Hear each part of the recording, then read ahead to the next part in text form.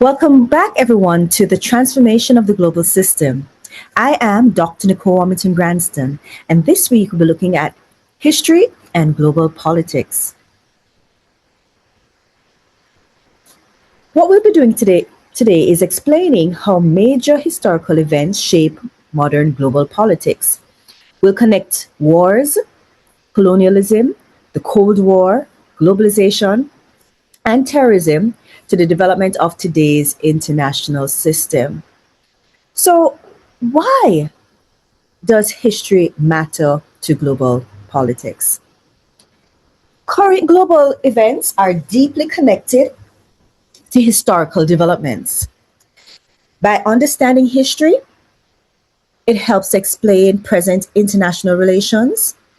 The discipline of international relations developed mainly from Western historical experiences, and modern ideas such as sovereignty and nation states emerged from European conflicts.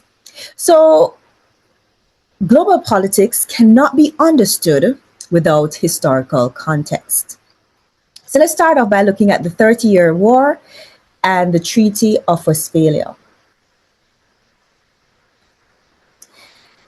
The Treaty of Westphalia laid the foundation for the modern international system.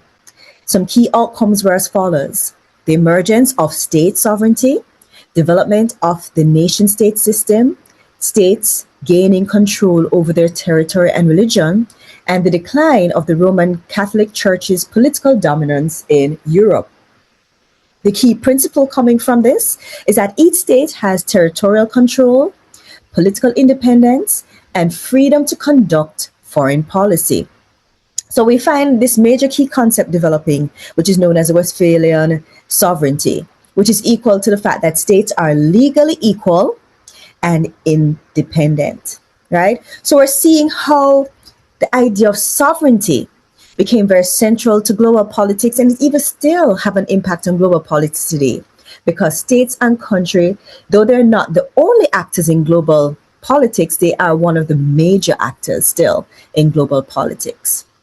Now we'll look at European colonialism and imperialism. Now, what were the causes of European colonialism and imperialism? We see that the industrialization in Europe created demand for raw materials, new markets, and economic expansion. Now, Britain became the dominant industrial and economic power throughout this whole development. Some of the major effects of European colonialism and imperialism was this European rivalry that expanded into Africa and Asia. You saw where colonized societies were exploited economically and politically, and that imperialism spread Western influence globally. So we are learning about this concept from this discussion of imperialism, which you know is the extension of power through colonial domination. So given this history, we know that colonialism has actually helped to shape a lot of the inequalities that we see affecting global politics today. The raw material and resources that the global North or Europe extracted from the global South, from Asia, Africa, Latin America, and the Caribbean, was used to enrich this particular region. And we found that the global South did not have access to those resources, which didn't allow them to experience the same level of development as we saw happening in the global North. Now, another historical event that has shaped global politics is that of the World Wars. And we'll start off by talking about World War I. Now, this occurred between 1914 and 1918. The major features of World War I were the massive destruction and casualties, the introduction of modern industrial warfare, and trench warfare and machine guns that dominated combat. The major sides were the Central Powers that were Germany, Austria-Hungary, and the Ottoman Empire, which is known as Turkey today, and the Allies that included Britain, France, Russia, Italy, and the United States from 1917. Now, the causes of World War I, some scholars debate and provide different explanations. Some that are political, some that are military, and even some that are systemic. But we know generally that nationalism Alliances and militarism and imperial rivalry are some of the drivers of World War One. To end World War One, we saw that the Allies and Central Powers signed what we know as the Treaty of Versailles.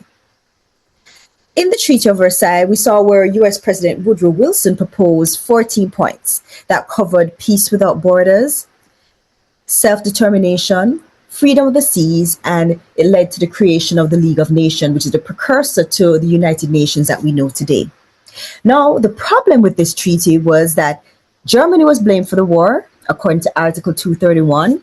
There was heavy reparations placed on Germany that weakened the country, and it also led to borders being created that led to instability in Eastern Europe. Other historical significance of this signing of the Treaty of Versailles, we see where many historians argue that the treaty contributed to the rise of Hitler and resulted in World War II. So from this, then placing blame on Germany, heavy reparations on Germany, we see that it's an example where harsh peace settlements can actually create future conflict. Now, what were the consequences of World War One? Some other consequences or major outcomes where we saw the collapse of major empires such as the German Empire, the Russian Empire, the Austro-Hungary Empire, and the Ottoman Empire. It led to the rise of the US as a global power, and it even resulted in the Bolshevik Revolution in Russia. It also did result in the creation of new nation states. It even had an impact on the Middle East, where promises of a Jewish homeland in Palestine contributed to future Arab-Israeli conflicts. So we see even from the signing of the treaty and the consequences and outcomes of it, that it helped to reshape the global political map. Now let's look at World War II.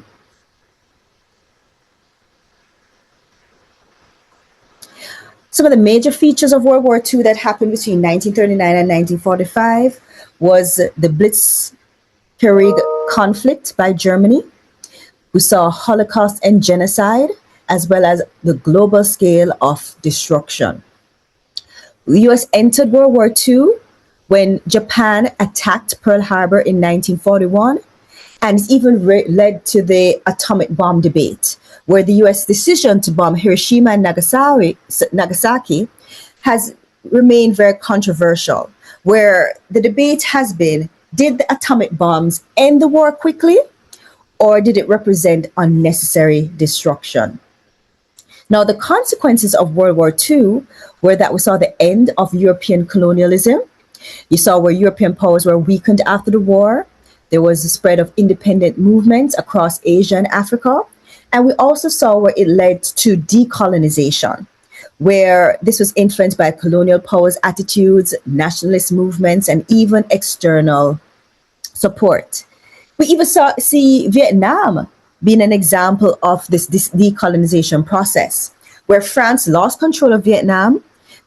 They were trying to retain it. The US intervened to stop communism from spreading, which falls under this, what we call the domino effect, that if one country adopts communism, it may, carry over into neighboring countries, so they want to stop that. And this actually was an example or a manifestation of Cold War tensions intensifying a regional conflict.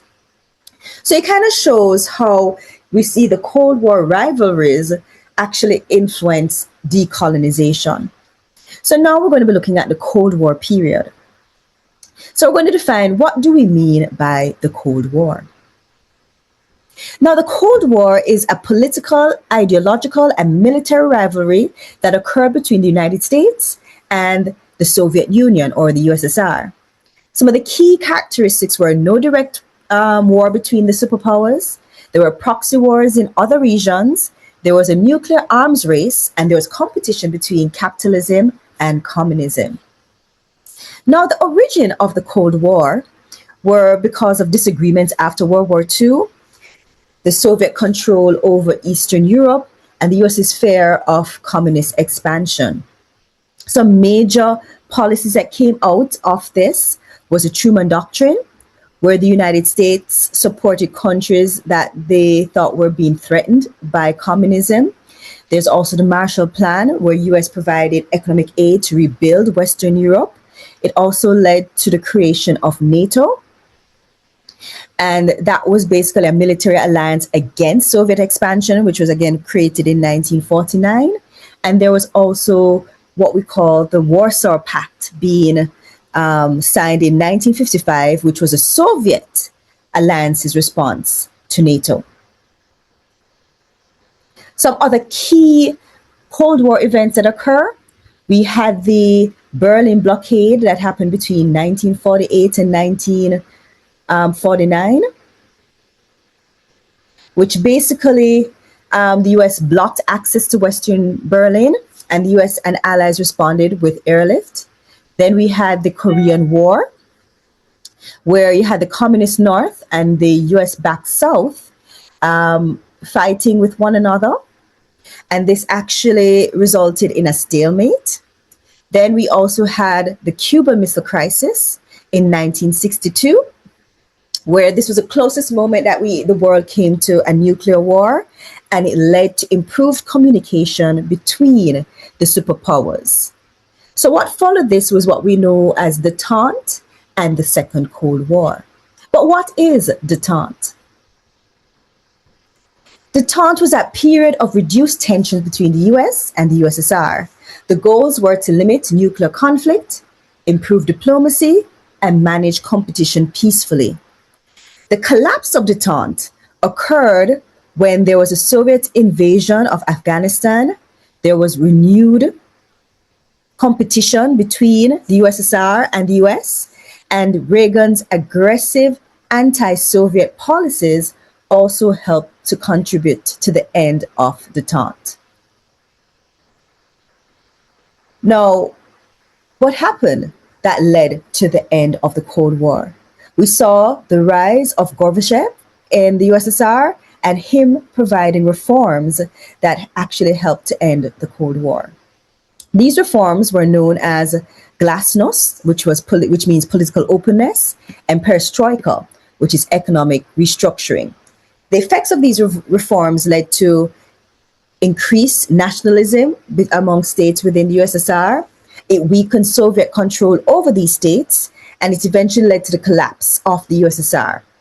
Some of the consequences of this happening was the freedom of Eastern European states.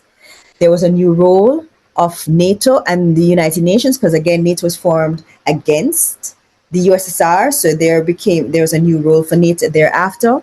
And then we saw the US emerging as the dominant global power. But what did globalization look like after the Cold War? Now, it has been said that globalization actually transformed politics and economics after 1991. Of course, supporters note that during this period, you saw greater economic integration, technological innovation, and wealth creation.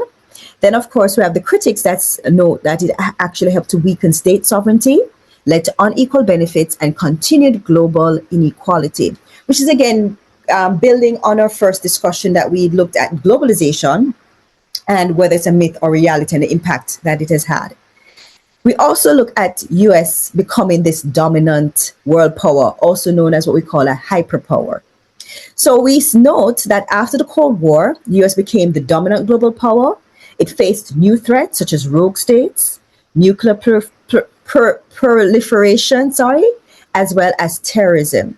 But we also noticed some limits to the US's power, such as the failure of managing the issues that were happening in Somalia in the early 1990s. Now, where did Europe fit into this new international system? So one of the major things that we saw was the rise of Putin and how that has affected US-Russia relations and even their relations with their European neighbors. With the rise and introduction of Putin, we saw that it led to the rise of nationalism and authoritarianism. State control over the economy increased, and tensions with the West also grew. So we saw that the early stages of post-Cold War cooperation weakened over time under the leadership of Russian President Vladimir Putin. But what about Asia? What did Eastern Asia look like after the Cold War period? We saw that there was regional rivalry developing, but some major positive developments occurred as well. We saw economic growth that encouraged cooperation. We saw that trade reduced chances of conflict between these countries in this region, and that, of course, China and Japan became major regional powers. So we see where both rivalry and economic interdependence became something that described East Asia. Now, what about what happened at the turn of the 21st century? This idea of this war on terror. Now, we know that the 9/11 attacks really changed US foreign policy. It led to more aggressive international intervention. Then we had the conundrum of the Iraq War.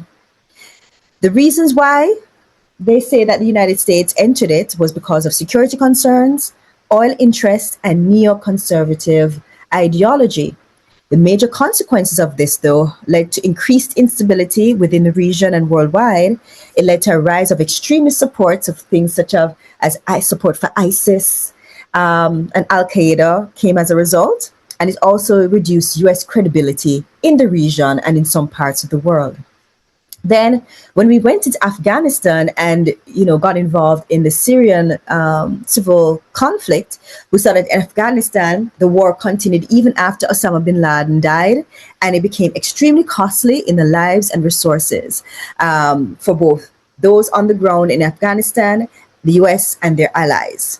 In Syria, we saw that this involvement led to regional tensions being intensified and the civil war becoming internationalized. One of the major influences in how America got involved in the Middle East and dealt with some of these conflicts was the work of Samuel Huntington and his Clash of Civilizations. That it was his idea that after the end of the Cold War, that war would no longer be based on ideology, but on culture. That culture would be the driving force of global politics. And because cultures are so different, that this would lead to conflict. And they use that as a basis for a lot of the reasons for why they did certain conflicts. All the same, what I would like for us to kind of take away from today's discussion is that historical events continue to shape modern global politics, that wars and imperialism transformed the international system, and that the Cold War and globalization created the modern world order. Some key terms I want you guys to remember and even do further research on is that of sovereignty, nation state, imperialism, decolonization, Cold War, détente, proxy war, globalization, hyperpower, containment, the domino theory, glasnost, and perestroika. With this, I end by saying that the modern global political system was shaped through centuries of war, imperialism, ideological rivalry, and globalization. And these historical forces continue to influence international relations today. Thank you.